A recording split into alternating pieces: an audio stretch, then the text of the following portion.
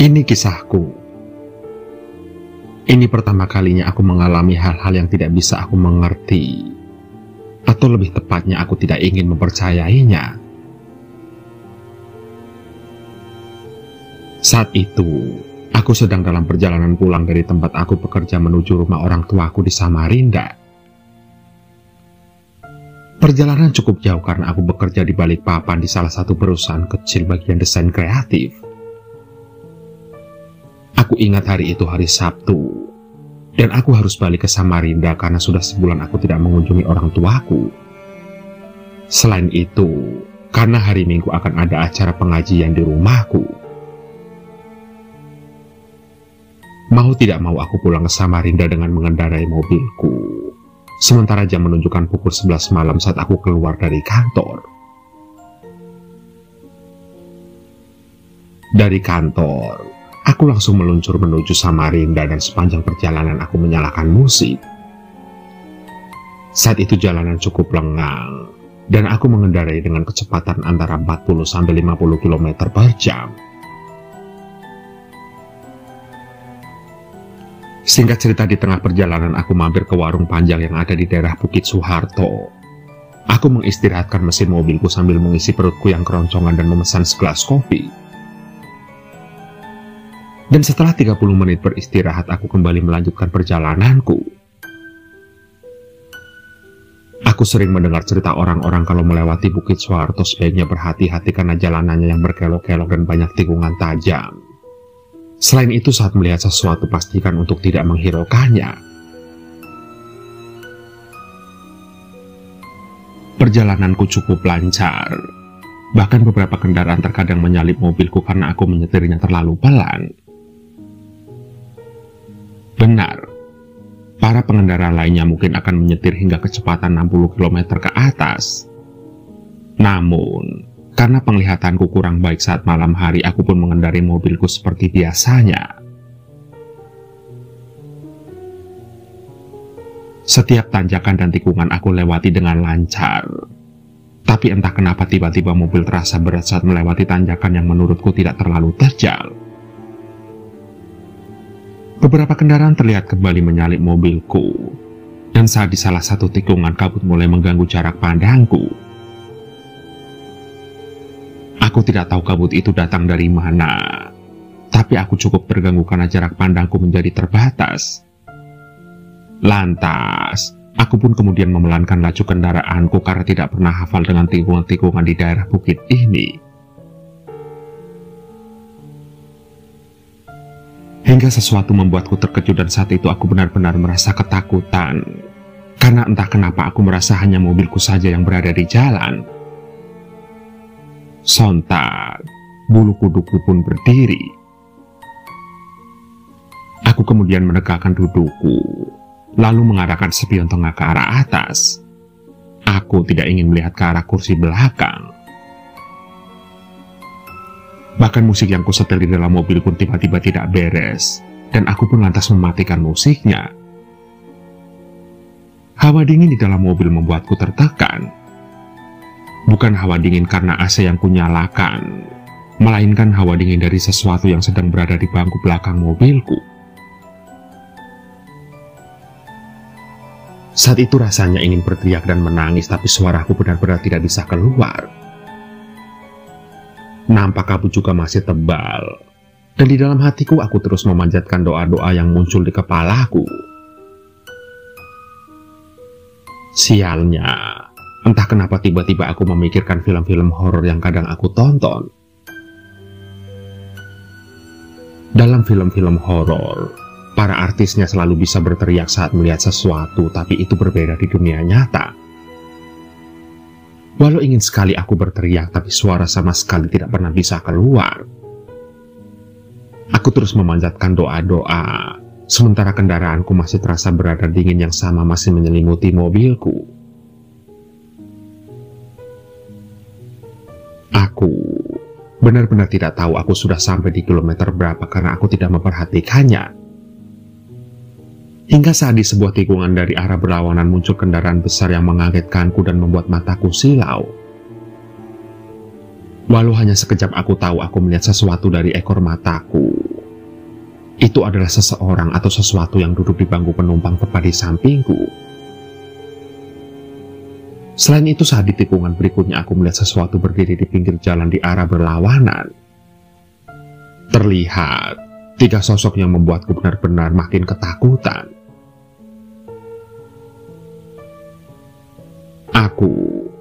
Aku benar-benar tidak ingin berada di situasi seperti ini dan aku ingin segera sampai ke rumah.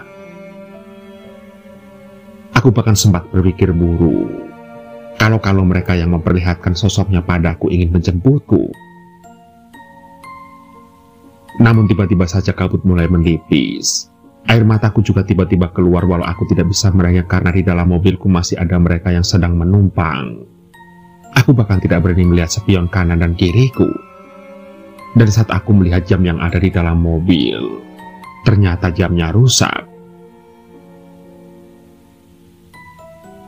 Aku masih terus berdoa di dalam hati dengan air mata yang terus mengalir. Tenggorokanku terasa sakit karena kering. Dan saat kabut berangsur-angsur menghilang dan aku sudah bisa melihat jalan dengan cukup jelas, aku pun menghapus air mataku dan segera tancap gas. Namun mereka masih di dalam mobilku. Aku bahkan bisa merasakan hawa yang tidak enak masih menyelimuti mobilku.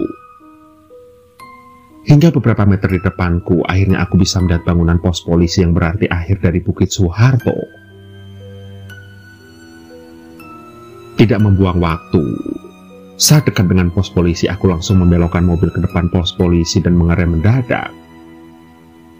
Aku langsung memarkirkan mobilku dan segera keluar dari mobil, dan aku biarkan mesin mobilku masih tetap menyala. Aku keluar dan menarik napas, tapi napas terputus-putus. Hingga polisi yang sedang berjaga langsung keluar dan mendekatiku yang sedang terduduk tidak jauh dari mobil yang sedang aku parkirkan. Seorang polisi lainnya segera memberiku sebuah plastik dan memintaku bernafas lewat mulut. Aku pun mengikuti arahannya dan aku tahu kalau aku sedang terserang hyperventilation syndrome. Sambil berusaha bernafas aku menunjuk ke arah mobilku. Sontak polisi yang memberiku plastik langsung menuju mobilku yang masih menyala dan membuka mobilku.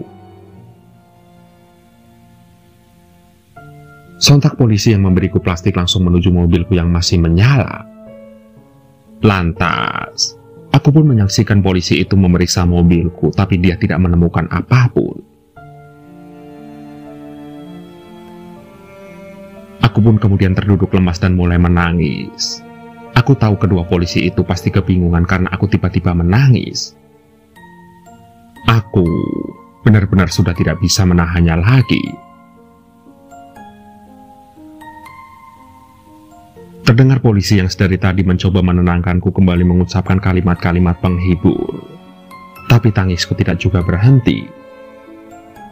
Mereka pun kemudian membantuku berdiri dan berjalan ke dalam pos polisi.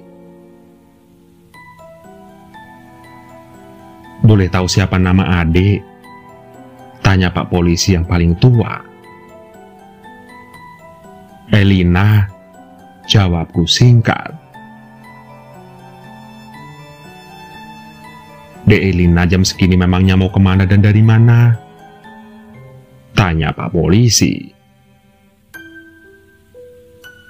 Dari Balikpapan mau pulang ke Samarinda, jawabku. Jam segini, kenapakah nanti pagi saja? Tanya Pak Polisi lagi. Besok ada pengajian di rumah, makanya saya harus pulang malam ini. Jawabku menjelaskan.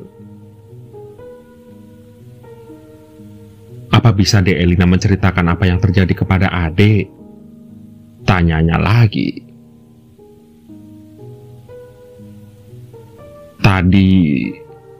Tadi mereka ada di dalam mobil saya.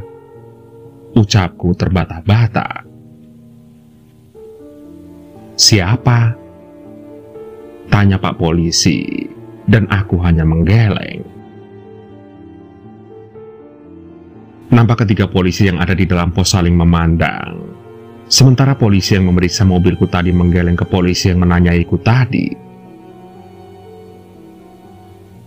Tapi waktu saya periksa tadi nggak ada siapa-siapa di sana, ucap polisi yang memeriksa mobilku. Beneran, Pak, mereka tadi ada di sana, ujarku sambil menangis. Aku tahu kalau mereka berpikir aku sedang berbohong, dan mengetahui kalau mereka tidak percaya pada aku, rasanya air mataku ingin keluar lagi.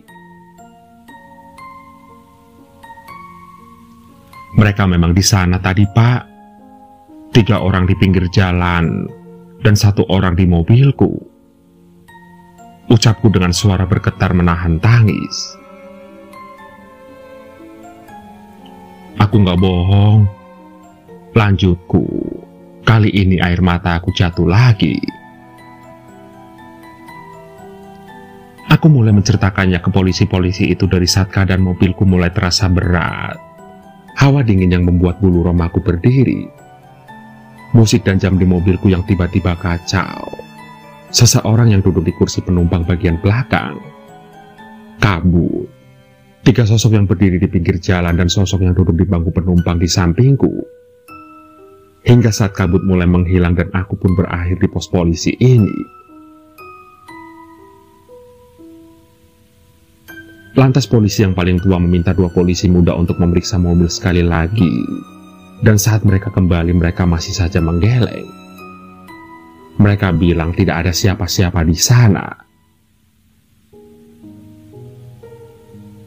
Aku benar-benar tidak ingin kembali ke dalam mobil lagi. Tapi aku harus pulang ke Samarinda. Dan aku pun tidak tahu harus bagaimana. Aku bahkan tidak ingin menghubungi keluargaku. Selain karena ini sudah tengah malam dan hampir jam 1 dini hari, aku juga tidak mau membuat mereka khawatir. Tapi, kalau aku tetap di sini, itu juga tidak akan membantu. Bagaimana kalau salah satu dari kalian mengantar adik ini ke Samarinda? Ucap polisi yang paling tua. Pakai mobil polisi? Tanyaku. Nampak ketika polisi itu saling pandang. Tidak pakai mobil polisi, tapi pakai mobil Mbak Elina, ujar polisi yang tadi memberiku plastik. Sontak, aku pun segera menggeleng tidak setuju dengan ide mereka. Apa tidak bisa Bapak antar saya pakai mobil polisi saja? Saya tidak mau duduk di bangku penumpang itu. Bagaimana kalau mereka masih ada di sana? Ucapku sedikit takut. Tidak ada siapa-siapa di sana, Mbak. Sambung Pak polisi yang satunya lagi yang ikut memeriksa mobilku untuk kedua kalinya. Aku berbalik dan menatap mobil yang terparkir di depan pos polisi. Aku menghela nafas lagi dan membulatkan tekad. Saya akan pulang sendiri, ucapku ragu. Aku tidak tahu kenapa aku mengatakan itu. Aku hanya tidak ingin masuk dalam mobil itu lagi. Aku tidak mau duduk di tempat duduk yang pernah ditempati sosok itu. Tapi aku juga tidak ingin pulang sendiri. Dan sebenarnya aku ingin berkeras minta diantar pakai mobil polisi. Tapi aku tidak mau memaksa ketiga polisi itu. Lagi pula mereka akan kerepotan kalau harus mengantarku dan kembali lagi ke sini. De Elina, biar salah satu dari mereka mengantar De Elina, kata Pak polisi yang paling tua. Aku tidak menjawab dan hanya memberikan tatapan putus asa. Pak, sebaiknya saya antar Mbak ini pakai mobil kita, jadi saya bisa balik ke sini lagi. Pucuk Pak polisi yang memberiku plastik. Terus bagaimana dengan mobil Mbaknya? Ucap polisi yang satunya. Mobil saya ditaruh di sini saja, Pak. Besok biar abang saya yang ambil. Ucapku cepat-cepat sebelum mereka berubah pikiran. Aku memohon dalam hati semoga mereka tidak berubah pikiran. Dan pada akhirnya aku berada di dalam mobil 4x4 milik polisi.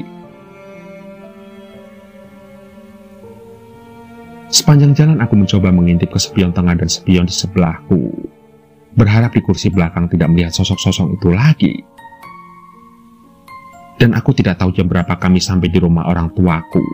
Tapi saat sampai tiba-tiba saja abangku mengguncang tubuhku. Dia mencoba untuk membangunkanku. Namun mataku terlalu berat untuk kubuka, hingga akhirnya abangku menggendongku dan membawaku ke kamar. Keesokan paginya aku sudah terbangun di tempat tidurku dengan pakaian yang semalam ku pakai. Tubuhku terasa lelah dan berat, sementara kepalaku sedikit pusing dan mataku bengkak gara-gara semalam aku menangis. Kemudian aku pun turun dan langsung menuju dapur. Pagi ini nampak beberapa orang sudah berkumpul untuk memasak, dan saat ibu melihatku dia langsung menghampiriku dan memelukku. Beliau kemudian menanyakan keadaanku dan memintaku untuk beristirahat saja di kamar. Aku pun hanya menjawabnya dengan anggukan.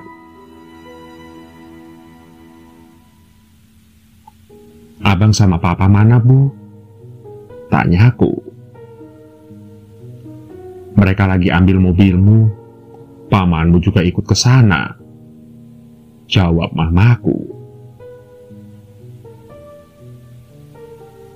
"Oh, astaga, semalam aku belum mengucapin terima kasih ke Pak Polisi yang ngantar aku," ucapku saat ingat kejadian semalam.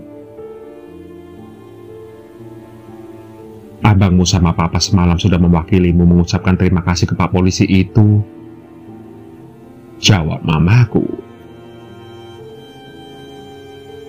Ibu kemudian diam sejenak. Beliau lalu membawaku ke kamarnya. "Sebenarnya semalam ada apa? Pak Polisi itu memberitahu kami kalau kamu tiba-tiba menghentikan mobilmu di depan pos polisi dan kesulitan bernafas," tanya mamaku.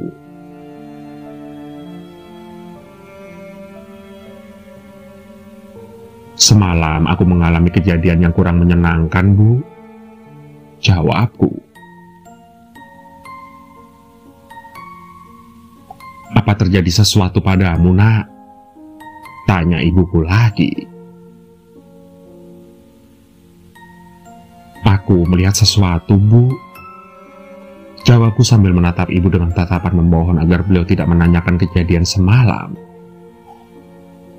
Dan syukurnya ibu mengerti maksud dari tatapanku itu. Dia tidak bertanya apapun dan hanya memintaku untuk beristirahat saja di kamar. Di kamar aku memainkan ponsel dan membuka sosmed. Dan betapa terkejutnya saat aku melihat berita mengenai kecelakaan yang terjadi di Bukit Soeharto. Bahkan, orang yang mengambil video itu merekam tubuh yang sudah tidak bernyawa. Dan wajah-wajah itu adalah wajah yang aku lihat di mobilku dan yang ada di pinggir jalan. Sontak aku pun mematikan ponselku dan segera berlari ke kamar mandi. Aku memuntahkan isi perutku dan menangis. Dan abangku yang kebetulan melewati kamar mandi mendengarku menangis dan langsung menerjang masuk ke kamar mandi dengan wajah khawatir. "Itu mereka," ucapku sambil menangis. "Siapa?" tanya abangku bingung. Nampak paman, papa, dan ibuku juga langsung datang ke kamar mandi untuk melihat keadaanku. Aku pun kemudian mencoba menenangkan diriku, sementara abangku masih memelukku dengan erat. Dan setelah tenang aku pun kembali ke kamar. Aku kemudian menunjukkan ponselku yang sedang memutar video kecelakaan itu.